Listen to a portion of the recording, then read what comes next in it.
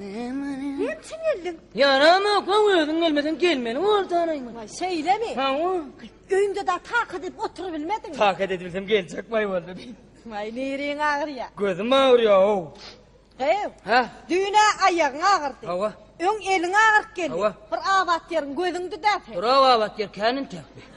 Değil mi? Hayır tak kaçma ağrıyor diyem aman. Hayfi gözün ağır ya. Ana şu ağrıyor. Hani? Ana. Vay gözün içinde çöp bayanla. Yedim o sen çöp diyerin sevgi olaymasın o. Söyle mi kağıt? Vay yenim doğdum. Yan geldim bunu var ha. Hava. Kakan içen kola üneme koşkulu vasbeden mi ya?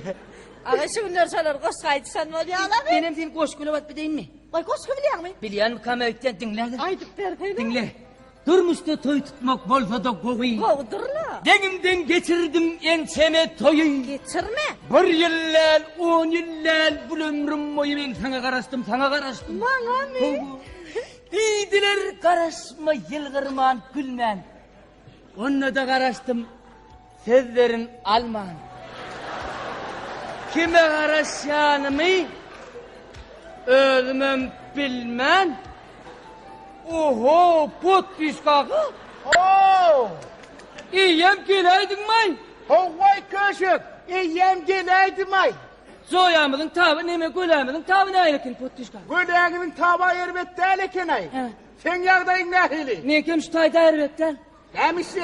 Oyunu tayin kırp durun pot pişkak. O günüm! He. Oyunu tayinlik görecek oldun! He. Men oyundan başka yer tapmadın mı? Ay bu. O bağırda telim medeni de var Ha, afrin! Şu tayda tayinlik gördün olmadı mı? Aha pot pişkaka. Medine düy bağolun. Onun için işeyim Hey, kaya. hey! Be keyvan ne?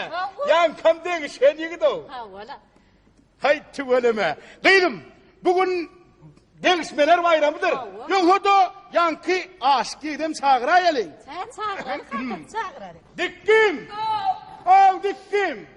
Hani gel hanverik! Hani gel han dikkizan! Ne ammonay bu? Dikkizan! Oh. İnim! Bugün koşu bayram, koşu toy! Hava. Billi. Bilir diyana dedim. Hey dikkim! Oh. Gelsene haventek! Hey ya hey! Dikkizan! Oh. İnim! Bugün koşu bayram, koşu toy! Hava. Ay! Geç!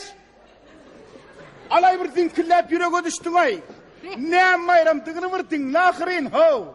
Edin ay taysan ay bir daha tonya soğuk. Almanada yönedim aytsak.